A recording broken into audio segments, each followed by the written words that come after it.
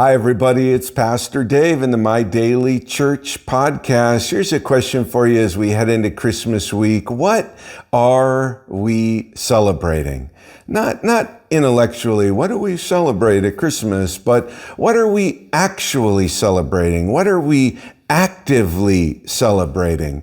Here's a little 15-minute clip from a message we did 2 Sundays ago called What Are We Celebrating? Would you take this 15 minutes, listen or watch this clip, and then you can get the entire message if you'd like on the Wordbymail phone app or at wordbymail.com under teaching. You can get all the details in the description of this episode.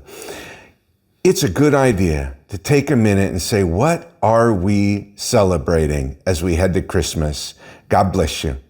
The God of all creation, the maker of heaven and earth, the Lord of the universe, the God who is unspeakably holy, the eternal, all-existing God became a baby. What does it take to grasp that? How we can't actually grasp that. But if we can just pull back a minute and say, wait a minute, how big is God? And how small did he get that night in the stable as he was laid in that stone manger? Oh my God. If we can begin to fathom the monumental vastness of that truth, the immeasurable bigness of God, becoming the smallest humble baby, if we can start with that, then we can begin to understand how big a deal Christmas is and what we should be truly celebrating at Christmas. The immensity. And you might want to turn here. You should turn here often. The immensity of that truth opens the Gospel of John. John 1:1-4, Jesus is described as the Word by John. John loves to give Jesus Christ the title Logos. Logos, the Word. And if you'll notice, it's capital W in all Bibles. The word, this Greek word logos, it means literally God in communication, like God communicated to us, or God in expression, God expressed as a man. He is the God-man. English translated the Word. John 1:1-4 says, in the beginning, the Word, Jesus, that baby in the manger, surrounded by what animals need to do in a stable. In a cold night outside Bethlehem. He already existed before the beginning began. The Word, Jesus. He was with God. It means belly to belly, face to face. It's a reference to being one in unison. The Word was with God, and the Word was God. Verse 2, he existed in the beginning, meaning he already existed in the beginning with God. And then look who this baby is. I mean, this is impossible to fully grasp, so I'm just begging you to just try. God created everything through him. This child we call the agent of creation. He is the conduit of creation. Everything that was created through him, and nothing was created except through him. Without this baby, nothing that's ever been created has been created. It's really big. Verse 4, the Word, Jesus. He gave life. He is the source and the giver of life. He gave life to everything that was created, and his life brought light to everyone. And then the really big verse is down in verse 14. That word, so the word that's explained in the first 4 verses, that word became flesh. The NLT says became human. He took on a tent of human flesh, a tabernacle, and he made his home among us. Every one of us deserving God's judgment, sinners and enemies of God, this God who is and was and is to come, who has always been God, who is the agent of creation, who is the author of life, this God became a man and dwelt among people who deserved hell. No holiness. It is impossible for me to explain how far down Jesus came. From an indescribable holiness to an indescribable wretchedness. It's almost impossible to explain it. The God of all creation, the eternal and all existing one, became a baby in a manger in order to give eternal life to us. That's the only reason he came, all right? There's no other reason. He came to give us eternal life. Write this down. You can write it, if you're in John 1, write it down there. If not, in Luke 17. But make these notes because it all ties in. Philippians 2, 6 and 7 says, though he was God, speaking of Jesus, though he was God, he did not think of equality with God as something to cling to. In other words, he didn't have to prove he was God. He didn't have to maintain his deity position as God. He maintained his deity, but set aside its privileges. Instead, look at verse 7. Instead, he gave up or set aside his divine privileges.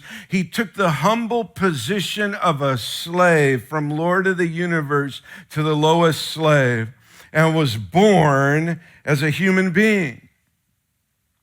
We forget that Jesus Christ is God, and he is all that God is expressed to us in the flesh, but initially as a needy baby. He became a human being. We call this the Great Condescension, meaning the great lowering, the great coming down, the great humbling of the King of Kings. The King of Kings became the slave of all, the Lord of all creation, became the sacrifice for our sin. The Lord of the universe, the infinite universe, always growing, always expanding, the infinite universe, the omniscient, omnipotent, omnipresent, unspeakably holy God lowered himself to where we were. And where we were on our way to hell. Because God must judge sin. And so Jesus lowered himself to our level by being born as a despised Nazarene. He was born in a filthy stable, not a stable like you would think, but a cave. Many of us have been to a cave in Bethlehem that may have been his cave. He was born to a poor, nobody Jewish girl. He was born without any earthly fanfare. I can't say without any fanfare because all of heaven broke into glorious worship. But as far as the earth was concerned, he went as low as he needed to go to save us. The rest of Philippians 2, verse 7, the second half, and verse 8 tells us, when he appeared in human form, he humbled himself in obedience to God and died a criminal's death on a cross. From the Lord of glory to death on the cross, the most humiliating, degrading, disgusting death that a person could be put through. and it began in the manger, in the stable. God lowered himself. God lowered himself so far down to reach us, and we have too high of an opinion of ourselves, even being willing to question God. We don't realize how far down God had to come to reach us, the King of Kings and the Lord of Lords. He humbled himself. He demeaned himself. He lowered himself down, down, down to the pit of sin that we were stuck in with no way of getting out ourselves. The year was 1987, and a little toddler that the world came to know as baby Jessica. Some of you old timers will remember this. It was phenomenal. Baby Jessica fell down an 8-inch well casing. She fell 22 feet before she was stuck. She became lodged in a well pipe 22 feet below the ground, and there was no way to pull her back up. No way. She was stuck there. And so in a heroic 58 hours, some of you remember this, I remember it. It was the first time ever that, CNN, don't hate me for mentioning CNN. Back then, CNN, it was the first time they ran a 24-hour, live news. Right, Rosie, you remember? Yeah. And so the whole world watched 58 hours. Here's what the rescuers did. The rescuers dug down another well casing right next to the one that little Jessica was in. And they dug it down past her more than 22 feet. And then listen, a rescuer shimmied down that second well pipe.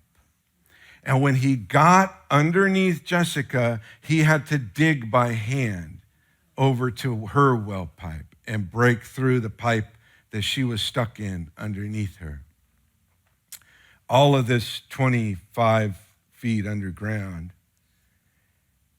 And he had to do that by hand. And he dug through that ground to get lower than where baby Jessica was, to pull her down because she couldn't go back up because of the way she was stuck. Pulled her down, pulled her over, and then they were pulled up together through the second well casing. And if you remember it, the picture actually won a Pulitzer Prize when he gets pulled up with her in his arms. Phenomenal picture of what Jesus Christ did for us.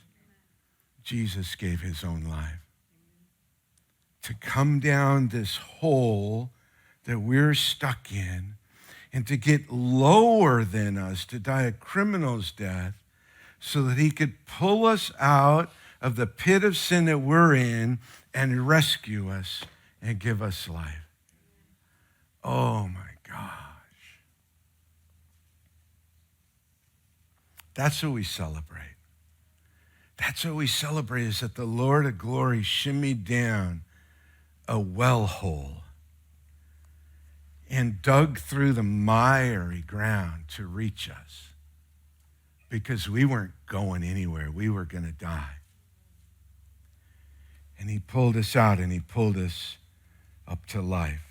We want to recognize how far down the well God came to get us, but then we want to celebrate that he gave us life from that point. Here it is. You may have heard the verse. John 3:16 is on the wall.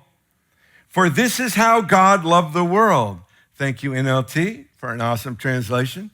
We read, for God so loved the world, but the word so can be translated either like so much or so, like in this way. God loved the world in this way. This is how much God loved the world, and this is how God loved the world. He gave his one and only Son so that everyone who believes in him will not perish, but have eternal life. That's what we're celebrating at Christmas, because the earthly path, not the eternal path or the heavenly path, but the earthly path to our salvation began in the manger. And so we can look at the manger with the same hope we look at the resurrection. right? Because without the manger, without the stable and the manger, there could be no empty tomb in the resurrection. That's what we're celebrating. That's what we have to celebrate, I should say. The question is, are we celebrating that as Christians, as churchgoers? I mean, there's a lot of other stuff we can be doing right now. Listen, I know our Christian response is, of course, Dave. What do you think we're celebrating?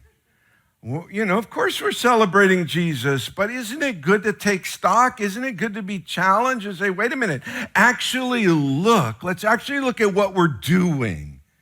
Your actions speak so loud, I can't hear what you're saying.